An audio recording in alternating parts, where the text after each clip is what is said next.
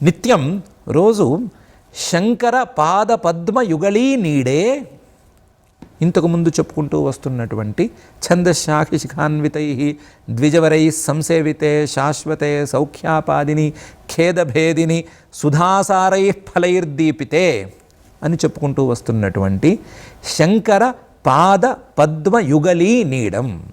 శంకర జీవులందరికీ కూడా మంచి చేసేటువంటి శంకరుడు యొక్క పాద పద్మాలు, పాదార విందాలు, ఆ పాదార వింద ద్వంద్వం, రెండు పాదాల విందాలు అనేటువంటి యుగళీ నీడే గూట్లో విహారం కురు, విహరించు. అంతే తప్ప వృథా సంచారాలను చేయవద్దు. ఆ వృథా సంచారాలను కట్టిపెట్టు. కేవలం ఆ శంకర పాద పద్మ యుగళీ నీడే విహారం కురు. ఆ గూట్లోనే ఉండు, బయటికి వెళ్ళవద్దు. ఈ గూడు సామాన్యమైన గూడు కాదు. వేదాలనే వృక్షాల యొక్క చివరి భాగాలైనటువంటి ఉపనిషద్వాక్యాలను సేవించేటువంటి విద్యావేత్తలు, వేదాంత వేద్యమైనటువంటి పరబ్రహ్మను అన్వేషిస్తూ వస్తున్నటువంటి మహానుభావులు, వారు ఆశ్రయించినటువంటి గూడిది. ఇది ఉన్నదే అక్కడ వేదాంత భాగాల్లో ప్రతిపాద్యంగా ఉన్నది, ఉపనిషద్వాక్య ప్రతిపాద్యంగా ఉన్నది ఈ గూడు.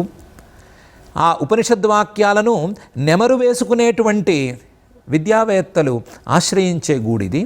ఇలాంటి గూట్లో నివాసం ఉండాలే కానీ ఎక్కడెక్కడో తిరుగుతూ ఉంటే నీకు సుఖం అనేది ఎక్కడి నుంచి కలుగుతుంది? ఎందుకు? మిగతావి నువ్వు తిరిగేటువంటివి ఏవి శాశ్వతమైనవి కావు. అవి ఈరోజు ఫలితాలను ఇవ్వచ్చు, రేపు ఫలితాలను ఇవ్వకపోవచ్చు. ఇప్పుడు మంచి ఫలితాలను ఇస్తున్నట్లుగా కనిపించవచ్చు, మరుక్షణం మారిపోవచ్చు, ఏమైనా జరగచ్చు. అవేవి శాశ్వతాలు కావు. కానీ ఈ గూడు మాత్రం శాశ్వతం, నిత్యమైనటువంటి గూడిది. పరమేశ్వరుడు యొక్క పాదద్వంద్వం అనేటువంటిది నిత్యమైనటువంటి గూడు. మిగతా విషయాలు నీకు సుఖాన్ని కలిగిస్తాయి అనేటువంటి నిర్ణయం ఏమీ లేదు. సుఖం కోసం అర్రులు చాస్తూ ఆ సుఖం కోసం నిరంతర ప్రయత్నం చేయటం అనేది నీ యొక్క స్వభావంలో, నీ యొక్క దినచర్యలో భాగమే అయినప్పటికీ అవేవి సుఖాన్నిస్తాయి అనేటువంటి నియమం కనిపించటం లేదు. సుఖాన్నిస్తాయి అనే నియమం కనిపించటం లేదు. కష్టాలను కలిగించవు అనే నియమం కూడా కనిపించటం లేదు. సుఖాన్ని ఇవ్వకపోవచ్చు, కష్టాలను కలిగించవచ్చు. సుఖాన్ని ఇస్తున్నట్లుగా అనిపించవచ్చు, కష్టాలను మాత్రమే ఇస్తూ కనిపించవచ్చు. ఇలాంటి వృథా సంచారాల వలన నీకు ఉపయోగమేముంది? ఇలాంటి వ్యర్థమైన విషయాల మీద సంచరించటం వలన, వ్యర్థమైన విషయాల మీదకు మళ్ళటం వలన నువ్వు బాపుకునేదేముంది?